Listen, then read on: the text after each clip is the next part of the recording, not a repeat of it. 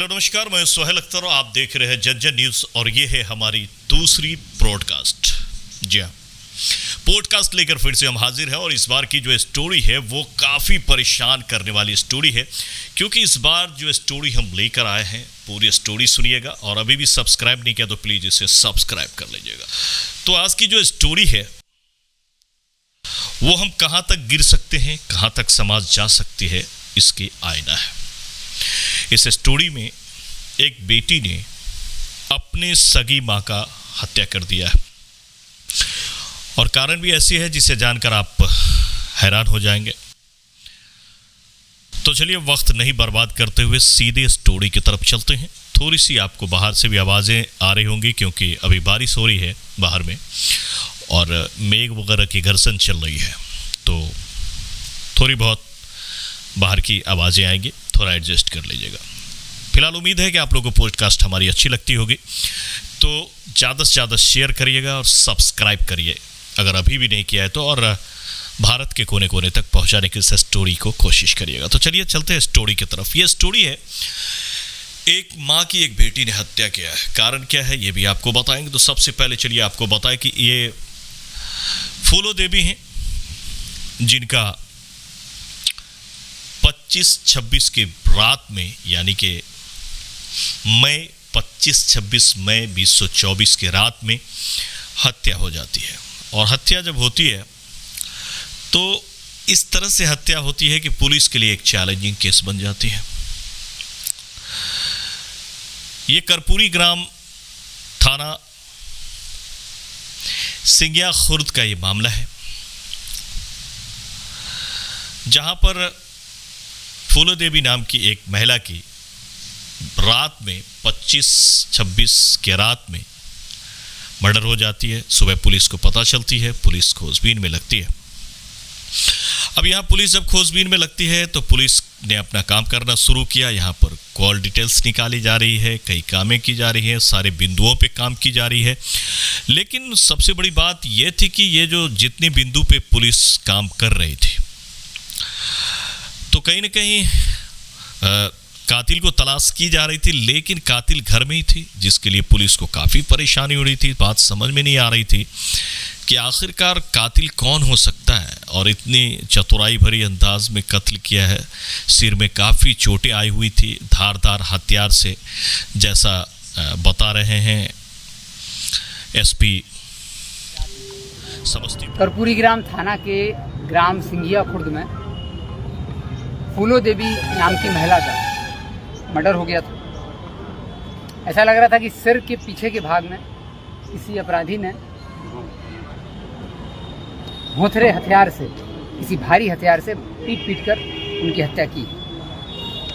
इनके पति जो कि बाहर रहते थे वो जब लौटे तो उन्होंने FIR दर्ज कराई और अज्ञात के विरुद्ध FIR हुई थी। 25 तारीख की रात में घटना हुई थी कर्पूरी ग्राम थाना में। और प्राथमिक दृष्टि से कुछ स्पष्ट नहीं हो रहा था क्योंकि महिला अपने घर में ही सो रही थी और उसके पड़ोस में दूसरा जो घर है उनका, वहाँ भी लोग थे, उनके परिवार में बच्चे भी हैं, वो भी थे, लेकिन किसी के द्वारा कुछ बताया नहीं जा रहा था, कुछ स्पष्ट नहीं हो पा रहा था। तो इसमें SDPO सदर के नेतृत्व में SHO कर्पूरी ग्राम, सर्किल इंस्पेक्टर मुफस्सिल और सब इंस्पेक्टर प्रियंका कुमारी कर्पूरी ग्राम थाना से इन लोगों की टीम बनाई गई थी। इन लोगों ने 5 दिन के अंदर इस घटना का उद्भेदन कर लिया है। घटना जटिल इस मामले में थी क्योंकि पारिवारिक मामला था और इनके जो पति थे उन्होंने भी अज्ञात पर FIR दर्ज कराई थी और सारे पहलू जो हम लोगों ने बाहरी देखे मोबाइल के आधार पर या अन्य आधारों पर, तो कुछ जैसे वो बता रहे हैं, तो जैसा समस्तीपुर SP बता रहे हैं, तो काफ़ी पुलिस को परेशानी हो रही थी। पुलिस सोच रही थी कि अब कहाँ से काम को शुरू किया जाए, लेकिन जब उनकी बेटी से बार बार, ये लाजमी है कि जब किसी परिवार में हत्याएं होती हैं या कोई बड़ा अपराध होता है तो सबसे पूछा जाता है, उस परिवार में सबसे ये पुलिस जो है तफ्तीश के दौरान पूछती है कि आपको किसी पे डाउट है या क्या हो सकता है। तो उनकी जो बेटी थी वो बार बार अपनी जो है हर बार उनका बयान बदलता था, जिसके बाद पुलिस को थोड़ी सी शक गहराई कि भाई ये इस बयान क्यों बार बार बदल रही है। फिर जाकर के जो है पुलिस ने उससे सख्ती से पूछना शुरू किया। बातों ही बातों में ये पता चला कि खुद उसने ही अपनी माँ फूलो देवी का हत्या किया है। लेकिन फिर जब इनकी जो मृतिका है उनकी बेटी थी, उसी से टीम ने बार बार पूछताछ की, और जब पूछताछ की तो उससे स्पष्ट हुआ कि उनके दिए गए बयानों में कुछ विरोधाभास है। फिर पूरी घटना स्पष्ट हुई। स्पष्ट होने के बाद मृतिका की बेटी को पुलिस ने पूछताछ किया और उनकी विरुद्ध कार्रवाई की जा रही है। उन्होंने इस घटना में अपनी संलिप्तता स्वीकार कर ली है। जिस हथियार से गड़ासे से उन्होंने मारा था वो बरामद है, उस पर ब्लड भी लगा हुआ है। मृतिका की बेटी के और हत्या भी इसलिए किया है क्योंकि जब पकड़ाती है उनकी बेटी को, पुलिस पकड़ती है तो उससे जब सारी कहानियाँ पूछती है तो सुनकर आप भी तंग रह जाएंगे। मामला ये था कि दरअसल में फूलो देवी की बेटी जो हैं वो शादी करना कहीं और चाह रही थी। 6 महीना पहले उसे एक व्यक्ति से प्यार हो गया था, वो उससे शादी करना चाहती थी। लेकिन तकरीबन 10 दिन पहले इनकी माँ ने जो है वो कहीं और रिश्ता तय कर दिया था, जिसके बाद ये इसको नागवार किया। ये बार बार मनाने की कोशिश कर रही थी, बार बार कह रही थी कि मुझे उसी लड़के से शादी करनी है, लेकिन ये इनकी माँ नहीं मान रही थी, जिसके बाद ये हत्या की गई। तो चलिए आपको बताएं कि ये पूरा हत्या कैसे किया और जब वो पकड़ाई तो फिर उसके बाद उन्होंने क्या कहा। जब वो पुलिस के कपड़ों पर भी ब्लड के साक्ष्य मिले, उनको भी जब्त करके एफएसएल भिजवाया जा रहा है। उससे पूछताछ के क्रम में ये भी स्पष्ट हुआ कि घटना आखिर क्यों की थी, एक बेटी ने ही अपनी माँ को क्यों मारा था। तो ये स्पष्ट हुआ कि ये जो लड़की थी बेटी इनकी, इसका किसी व्यक्ति से संबंध चल रहा था और इसकी माँ कहीं और शादी कराना चाहती थी। बहुत छोटी सी बात थी, लेकिन इस छोटी सी बात को भी इन दोनों के बीच में तनाव बढ़ता गया और मृतिका जो है वो तैयार नहीं हो रही थी कि बेटी की शादी उसके मन से की जाए। वो मृतिका अपनी बेटी की शादी कहीं और कराना चाह रही थी, जिससे कि उसकी बेटी सहमत नहीं थी। जब वो पुलिस के पकड़ में आई तो उससे पूछा गया कि तुमने हत्या कैसे किया। ये धारदार हथियार का जो है वो चोटें हैं और तुम अकेली कैसे इस पे काबू पाई और कैसे तुमने हत्या किया। फिर उसने बताना शुरू किया। उसने बताया कि 6 माह पूर्व दिनेश राम नाम के, जिनका पिता राम स्वरूप राम है, थाना हरपुर सीतो का रहने वाला है, उससे ये 6 महीना पहले उसके संपर्क में आई, उससे प्यार करने लगी, नज़दीकियाँ बढ़ गई। तो इसने शादी का उससे जिद किया।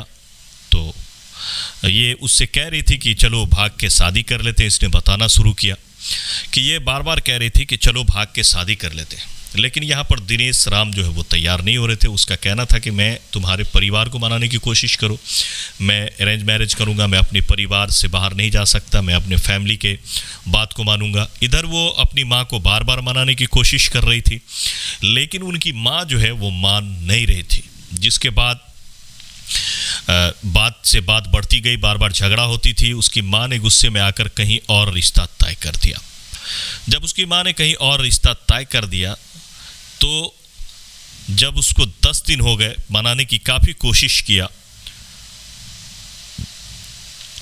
और उसकी माँ नहीं मानी, तो फिर जाकर के जो है उसने अपनी माँ को निपटाने का सोचा। उसने सोचा कि इसको रास्ते से अपने माँ को ही हटा देते हैं और इसके बाद बड़ी आराम से हम शादी कर लेंगे, क्योंकि माँ नहीं होगी तो कोई मना करने वाला नहीं होगा। उसने ये प्लान किया और जिस दिन ये और इनके बीच में ये आर्गुमेंट लगातार चल रहा था। जब ये सफल नहीं हो पाया तो गुस्से में आकर के और प्लानिंग करते हुए इनकी बेटी ने उसने किया। उसने अपने घर के पास ही देखा, उसके घर में ही एक गराज था, उस गराज को उसने जो है संभाल करके एक जगह रख दिया और ये 25-26 की रात में खाना वगैरह खा करके 8 बजे में जो है उसकी दादी और उसका छोटा भाई जो है वो 8 बजे सोने चला गया। ये 10 बजे अपने आंगन के ही खटिया पे सो गई और सोने के बाद इंतज़ार करने लगी। जब उसकी माँ गहरी नींद में सो गई तो उसने जो गरास को तैयार करके रखा था वो जाती है, गरास को लाती है और फिर जो है उस गरास से लगातार मारने की कोशिश करती है और लगातार मारती रहती है, जैसा वो प्लानिंग बता करते हुए उनकी बेटी ने ही गड़ासे से हमला करके अपनी माँ को उसने मारा, और जिस हथियार से मारा वो बरामद हुआ। उसके बाद थोड़ी देर उसकी जो मतलब आह वगैरह निकलती है, फिर वो ठंडा हो जाती है। ठंडा हो जाने के बाद जो है उसने फिर दिनेश राम को फ़ोन किया। तकरीबन 1 घंटे तक उसको समझाने की कोशिश करती रही कि मैं भाग के चलो, भाग के शादी कर लेते हैं, भाग जाते हैं, मैंने अपनी माँ का कत्ल कर दिया, अब कोई नहीं है रास्ते में। लेकिन वहाँ दिनेश राम तैयार नहीं होता है। उसके बाद वो क्या करती है कि वो अपने बगल के पड़ोसी के घर में देखती है, और वहाँ एक पड़ोसी के घर के पास से फिर पीछे से छत पे चली जाती है और छत पे जाके वो सो जाती है। और सोने के बाद जैसे ही सुबह होती है तो फिर वो जो है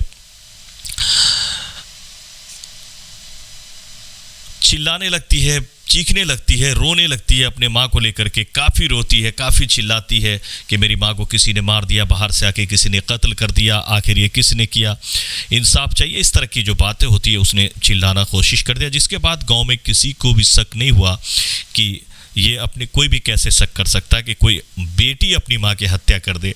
ऐसा बहुत कम सुनने को मिलता है, ये सुनने को मिला। पुलिस आई, केस की गई, और केस होने के बाद पुलिस आई, केस हुई, और उसके बाद जो है पुलिस ने तलाशना शुरू किया। पुलिस को इन पे डॉट नहीं जाती थी।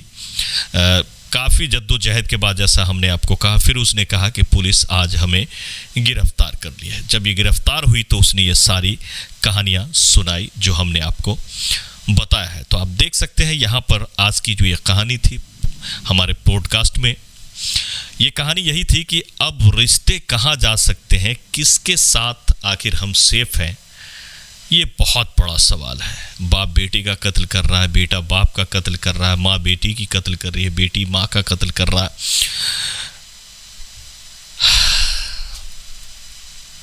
पति पत्नी का कत्ल कर रहा है, पत्नी पति का कत्ल कर रहा है, बहन भाई का कत्ल कर रहा है, भाई बहन का कत्ल कर रहा है। कोई ऐसा रिश्ता नहीं बचा जिस रिश्ते ने एक दूसरे का मर्डर नहीं किया हो।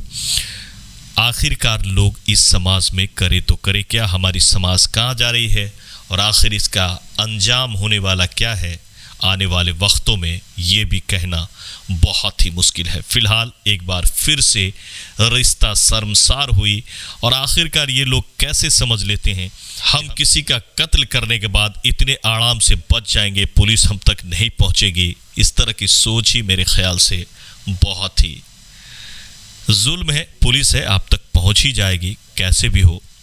इसीलिए प्लीज़ बचें इस तरह की चीज़ों से, समाज में साफ गोई रखें, रिश्तों को बचा कर रखें, रिश्तों को बना कर रखें। फिलहाल आपको ये स्टोरी आज की कैसी लगी? ये टुडे स्टोरी है, ये आज की ही स्टोरी है, आज ही पीसी हुई है इसकी। ये खबर हमने आपको दिया, ये थी अमरदीप प्रसाद नारायण की रिपोर्ट जो उन्होंने भेजा था।